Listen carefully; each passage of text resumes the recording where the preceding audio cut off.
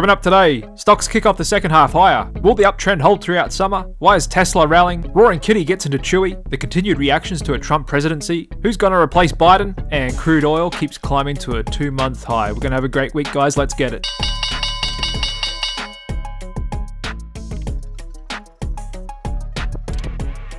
And a warm welcome back to this shortened trading week, everybody. Hope you're doing well out there. As a reminder, US stock market is shut this Thursday in observation of Independence Day, the 4th of July, in which Americans celebrate their Declaration of Independence, led by Thomas Jefferson back in 1776, in which he declared America an independent land, away from British rule. Of course, the British didn't like that. Actually fought them on it for almost 8 years before officially acknowledging the United States of America as its own independent republic, and the rest, as they say, is history. Anyway, here we are, almost 250 years later, and the republic's still going strong, with the stock market just off all-time highs, still in this low-range, low-grinding volatility environment, and it was mega cap tech leading the indices higher today. Actually had a bit of weakness in small caps and mid caps, finishing down 1% today. Volume breadth still not the best, similar with new lows versus new highs on the Nasdaq. Volatility still on the floor in the low 12. Super low implied correlation continuing. And even though we've got short dated bonds still kind of consolidating around 476, market's still pricing in a good chance the Fed's going to cut in September. We have been seeing some sharp moves on the long end, the 10-year and the 30-year, significantly climbing these last couple of sessions. And I'll get a little bit more into that later on in this video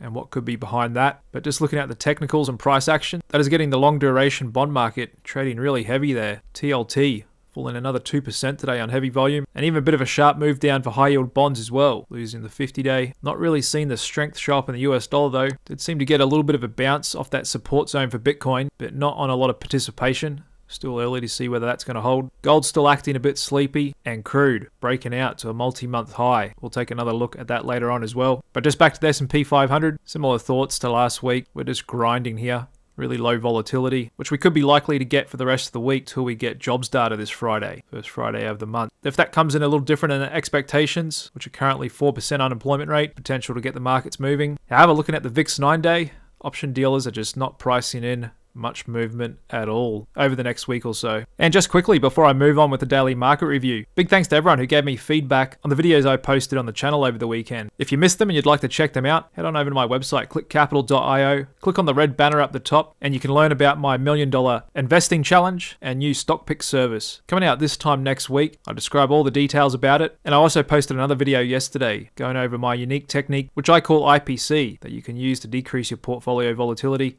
Something I'll be using in my new stock pick service. And everything will be out in the open, 100% transparent, making all my trades in the account after I send the picks to members. And just like I shared on the video yesterday, the stock I was going to buy today, Cactus, I got filled at 52.11 and have added that to my 3 other current open picks. Portfolio overall having a good day today. And so if you'd like to be notified when this new service is open, along with receiving a 40% discount coupon code, then just head on over to my website, click on the red banner at the top, and enter your email address to join my mailing list, and I'll send more details to you on this soon, which I'm really excited to launch in just a few days from now. And just moving back to the daily market review, kicking it off with the biggest theme this year, AI bull market, led by Nvidia and mega cap tech. Definitely the early adopters of this industry, and through all their huge capital expending, CapEx, really kicking off this boom. And just like throwing a rock in a lake, it's bound to cause ripples that flow into many other industries, especially the infrastructure around housing all these servers and data. We're already seeing utility companies trading really well this year as well. Huge increase in electricity demand, and I think this AI boom could spill out to other stocks that haven't really performed as well as the likes of Nvidia and those other large ones yet. Part of the reason why I've got Palantir in my portfolio.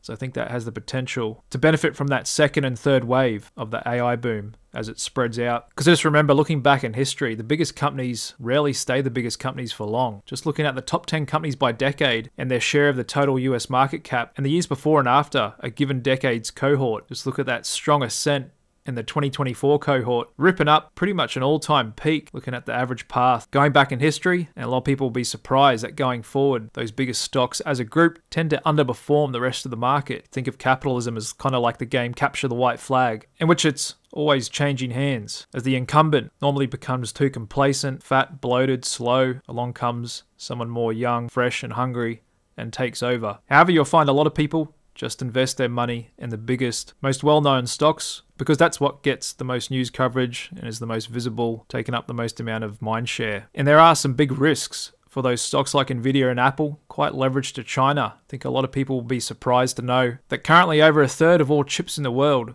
come out of China and Taiwan, with the US at about 12%, and close US allies Europe, Japan and South Korea, accounting for almost half the world's chip production as well. And this is a big reason why the US wants to keep China out of Taiwan, at least for a couple more years, while the West can keep deleveraging from them. But if China wanted to, they could potentially leverage that as part of a negotiation deal to take back Taiwan. So hopefully that doesn't happen for a while, but who knows? Just back to the here and now. Not everyone's convinced we're going to have a good summer rally in stocks. Got Wellington Shields saying it's a poor little market that can't find its way, as healthy markets are about participation, and this market is lacking there. And it's a bit of an over-talked point, isn't it? This weak market breadth, we've all been seeing it for a while. I think the market's just trading in such a low volatility kind of gridlock mode. We even saw a sharp pullback in Nvidia last week. Didn't really knock the market over. It was actually a rotation back into small caps and value. So normally, yes, in a healthy bull market, you'd see a lot of market-wide breadth, but for the here and now, the market just seems to be trading really thick and just respecting the trend. It is still most definitely up. There are some other signs like some restaurant stocks breaking down. However, just like the retail market, there's a lot of dispersion. Some are up a lot, Wingstop, Abercrombie and Fitch. Some are down a lot, but that's largely due to the consumer pulling back on discretionary spend, in addition to a lot of inflation and eating out and away from home. If you just look at some consumer sensitive stocks that are kind of broadly representative of the US consumer, not just niche markets or wealthy consumers, just looking at Amazon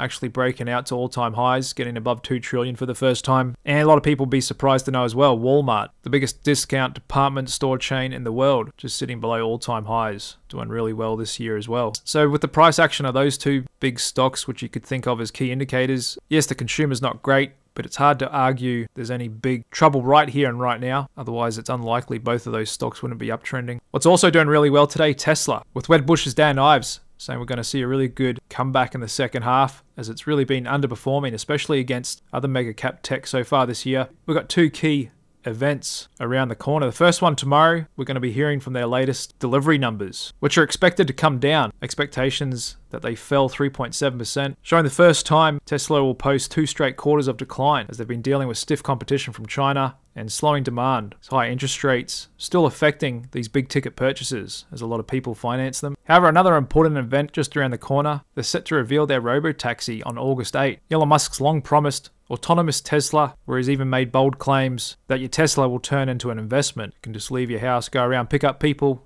drop them off, come back home, and you get a cut of the revenue generated from that taxi service, which is pretty ambitious if you can pull this off. And we also just got news in my home country, New Zealand. Tesla is doing a big deal with a local energy company, Contact, going to build 100 megawatt grid scale battery in South Auckland. And they've been doing these mega packs all around the world, one of the biggest in Australia, in which they build and maintain these facilities, helping to efficiently store energy. And this is just another business for Tesla, where the brand can reach to a lot of different industries. It's not just vehicles that they have, there's also energy products like this mega pack that I'm talking about. They're charging stations that brands from all around the world are latching onto, and I'm sure they'll have more products to come, like the Optimus robot, maybe Robotaxi, and who knows what else they could come out with in the future. For the here and now, investors seem to be getting excited again with the stock, up 6% on really good volume. Still got some catching up to do compared to other big stocks, as it's still down over the last 12 months. And we'll check in again tomorrow to see what their deliveries came in at. And also the big stories this year of Cybertruck and Robotaxi could really get things heating up for the stock again as well. Moving on to an update from Roaring Kitty, aka Keith Gill, the guy that amassed a huge position in GameStop. That meme he posted last week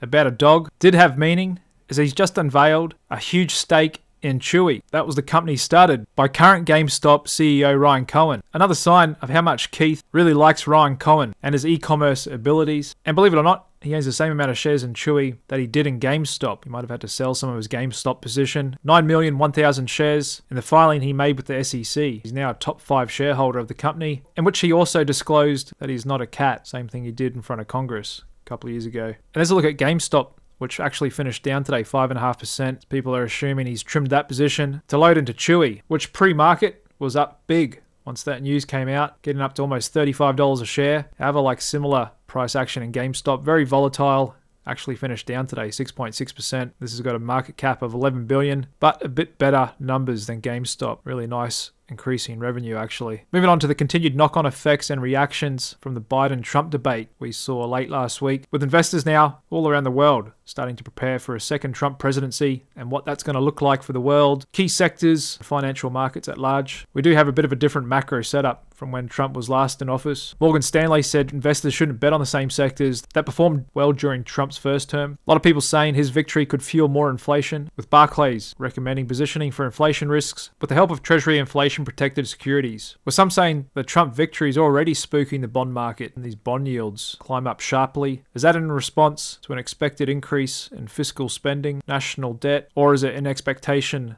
of the bond market pricing in high economic growth ahead, even though we're still going to get Fed rate cuts, and that's why the short end is kind of trading sideways, while 10-year and 30-year bonds rip up higher. So we don't really have much economic news these last couple of days, so it looks like the bond market is responding from the fallout of this debate. And it's true, we could still be in for big deficits in US national debt for years to come, whoever is the next leader. As the position the overall US government is in right now, it's taken many, many years to get there. No one can come in there and clean it up and fix it overnight. And it's never politically popular to cut spending unless you can truly create a smaller government. Something Trump's talked about. However, I'd say a lot of insiders in the government won't like to hear that their job's on the chopping block. But either way, the International Monetary Fund is still slamming the US with urgent warnings over its debt deficits and trade barriers. A lot of us out there hoping the states don't go the same way as Japan, turn into a zombie economy for decades to come. But right now, nobody's really sure who's running the United States of America, as there seems to be a growing consensus on both sides of the political spectrum that it's no longer Joe Biden calling the shots out there. And Ray Dalio thinks this could set up for an extremist election clash as the waters once again become muddied in this historic US presidential election. What a saga it's been already. First US president to become convicted, and unrelenting legal pursuits after him, coupled with a sitting US president with clear signs of neurological decline and now widespread speculation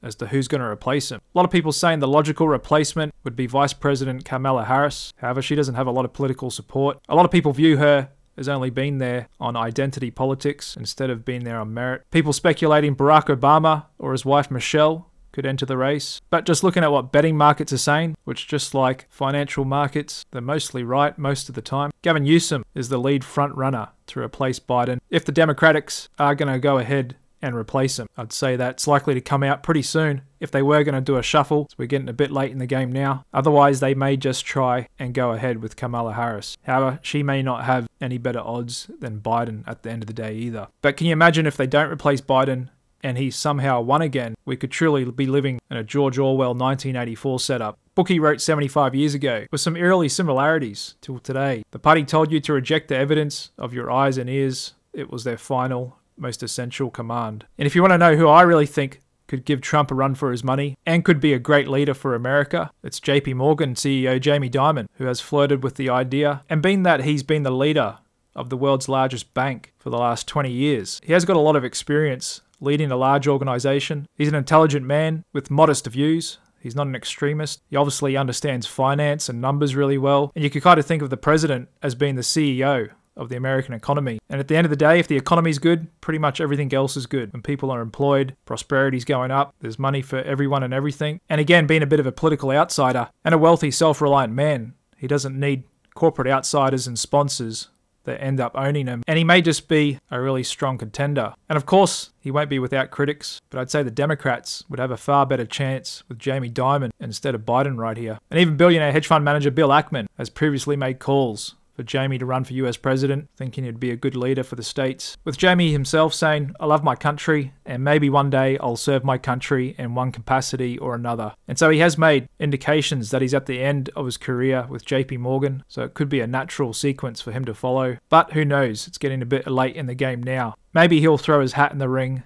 come 2028. But I'm interested to hear what you guys think. Do you think Jamie Dimon could be a good leader for the United States? Let me know in the comments below this video. And just like long-dated bond yields, we've got crude oil climbing higher. Again, maybe markets pricing in more economic growth around the corner. We don't really have big sensitive data out causing these big moves in bond yields and crude oil these past few days. They're both acting really strong here. See that on the chart. Now getting back into the mid-80s. However, one growth commodity still having a bit of a pullback is copper. And the overall commodity complex firmly climbing above its 50-day VWAP, taking out monthly highs today as well. And just over to Bitcoin, we've got Fundstrat's Tom Lee saying it's still on track to hit $150,000 by the end of this year, implying 138% in upside from current levels. Acknowledge the current overhang from repayments from Mt. Gox. They're going to sell $9 billion worth of Bitcoin soon. However, with these ETFs, which we'll get to find out about the Ethereum one in a few days, and potentially a few others, Wall Street definitely wrapping their hands around it this time. Still a bit of a soft bounce here off this support zone though, and Ethereum actually holding up a bit better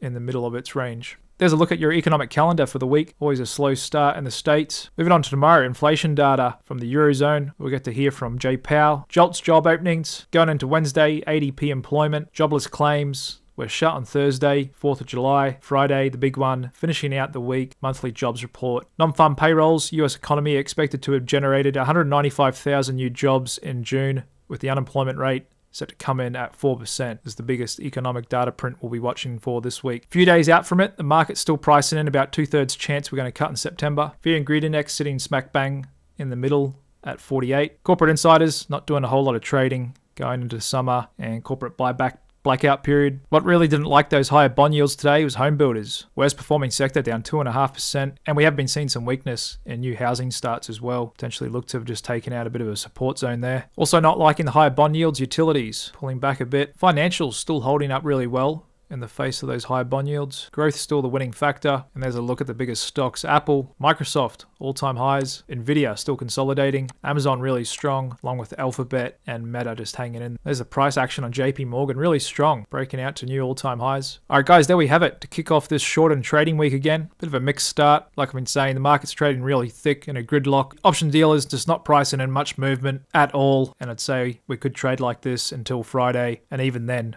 there's not much movement expected. But as always, we'll follow the tape and the data and do our best to decipher it all. Thanks very much for tuning in with me today. And like I said, if you're interested in learning more about my $1 million investment journey, which I'm putting all out there in the open with my new stock pick service, then head on over to my website, clickcapital.io, click on the red banner at the top, and make sure you're on my email list so you get notified when it's open, along with a 40% discount coupon code. Other than that, enjoy the rest of your day, and I'll see you again tomorrow night. Cheers.